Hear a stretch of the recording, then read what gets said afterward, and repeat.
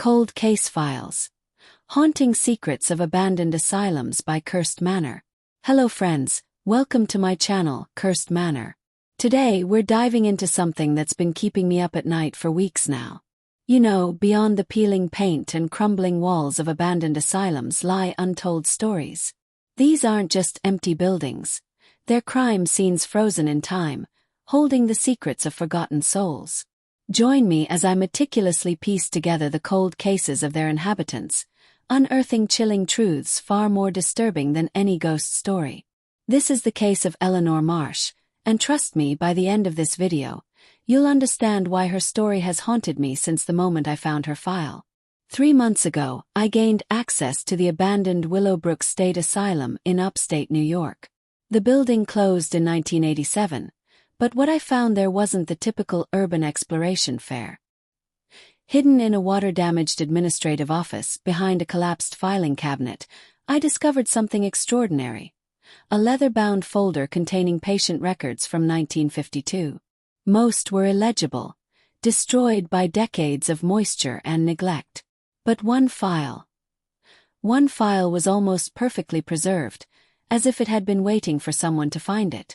Case number 4721. Patient name: Eleanor Catherine Marsh. Age at admission: 19 years old. Date of admission: October 3, 1952. The photograph clipped to the intake form showed a young woman with dark hair pulled back severely from her face. Her eyes staring directly at the camera with an expression that wasn't quite fear, wasn't quite defiance. It was something else entirely. Something that made my skin crawl even through a 70-year-old photograph. The intake notes were written in the precise handwriting of Dr. Raymond Thatcher, the asylum's chief psychiatrist at the time. Patient presents with severe delusions of persecution. Claims to possess knowledge of criminal activity. Exhibits paranoid ideation and refuses to cease making unfounded accusations against prominent community members. Family reports increasing agitation and unseemly behavior, inappropriate for a young woman of her station. That's it. That's all it took in 1952 to lock someone away, potentially forever. But here's where it gets interesting, friends. Tucked behind Eleanor's intake photo was something that shouldn't have been there. A small, folded newspaper clipping from the Willowbrook Daily Observer, dated September 28, 1952. Just 5 days before her admission. The headline read, "Local girl makes disturbing claims at town hall meeting." I've transcribed the article word for word. Miss Eleanor Marsh, 19, daughter of Harold and Margaret Marsh of Pinewood Estate, caused quite a disturbance at Tuesday's town council meeting when she interrupted proceedings with wild accusations concerning the disappearance of Sarah Wheaton, the seamstress who went missing 6 weeks ago. Miss Marsh claimed to have witnessed something terrible on the night of August 10 near the Old Mill District, and insisted that local businessman Thomas Carrington was involved in Miss Wheaton's disappearance. When asked to provide evidence, Miss Marsh became increasingly agitated and had to be escorted from the building by her father. Mr. Carrington, when reached for comment, expressed sympathy for the Marsh family.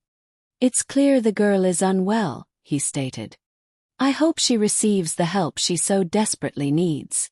Mayor Henderson confirmed that Miss Wheaton's disappearance remains under investigation, but stressed that there is no evidence of foul play and that irresponsible speculation only causes unnecessary pain to all involved. Now, friends, read between those lines. A young woman witnesses something, tries to report it, and within a week, she's committed to an asylum. The man she accused, Thomas Carrington, just happens to be a prominent businessman, and the mayor is asking people to stop speculating. This isn't just a cold case. This is a cover-up. I spent weeks going through Eleanor's file page by page. The records paint a disturbing picture of what happened to her inside Willowbrook. October 1952. Patient continues to insist on the validity of her accusations. Refuses treatment. Demonstrates oppositional behavior. November 1952. Patient has been placed in hydrotherapy treatment 3 times this week. Shows minimal improvement. Continues to speak of the truth. And demands to contact authorities. December 1952. Patient becoming increasingly withdrawn. Dr. Thatcher has recommended electroconvulsive therapy to address persistent delusional patterns. January 1953. The handwriting changes. A new doctor, Dr. Sarah Chen, takes over Eleanor's case. I have reviewed patient 4721's file and treatment history. I am troubled by the previous approach. Patient is coherent, intelligent, and shows no signs of psychosis beyond her insistence on a single narrative regarding events prior to admission. Recommending observation period before proceeding with ECT. But here's the thing, friends. 3 days after Dr. Chen's note, there's a memo in the file from the Asylums director. Dr. Chen has been reassigned to Ward C patient 4721 to resume treatment protocol under Dr. Thatcher immediately. The ECT sessions began the following week. 23 sessions over the next 4 months. If you know anything about electroconvulsive therapy in the 1950s, you know it wasn't the carefully controlled procedure it is today. It was brutal. It was meant to break people. Here's where this case transforms from tragic to absolutely chilling. I started researching Thomas Carrington, the man Eleanor had accused. What I found made my blood run cold. In 1955, 3 years after Eleanor's commitment, construction workers excavating land for a new shopping center made a gruesome discovery. The skeletal remains of a young woman, wrapped in canvas, buried 4 feet deep in a wooded area near the Old Mill District. The remains were identified through dental records as Sarah Wheaton, the missing seamstress. The case was ruled a homicide, but it went cold almost immediately. No suspects were ever named publicly. But I found something in the local library's newspaper archives. A small article from 1956 mentioning that Thomas Carrington had unexpectedly sold his business and moved to California, citing health reasons. He was never questioned. He was never investigated. He just left. And Eleanor. Her file shows she remained at Willowbrook for another 34 years. September 1953. Patient shows significant memory deterioration following ECT protocol. Can no longer recall specific details of previous delusional narrative. Treatment deemed successful. They didn't cure her, friends. They erased her. They took the truth she tried to tell and burned it out of her mind, one electrical shock at a time. The file contains periodic updates over the decades, each one more heartbreaking than the last. 1960. Patient quiet, compliant. No behavioral issues. 1970. Patient requires assistance with basic daily activities. Long-term memory severely compromised. 1985. Patient has no visitors. No family contact in over 20 years. The last entry in her file is dated March 12, 1987, just weeks before Willowbrook closed. Patient transferred to Riverside Extended Care Facility. I had to know what happened to Eleanor. I spent another month tracking down records, making phone calls, hitting dead ends. Riverside Extended Care closed in 2003. Their records were transferred to the county archives.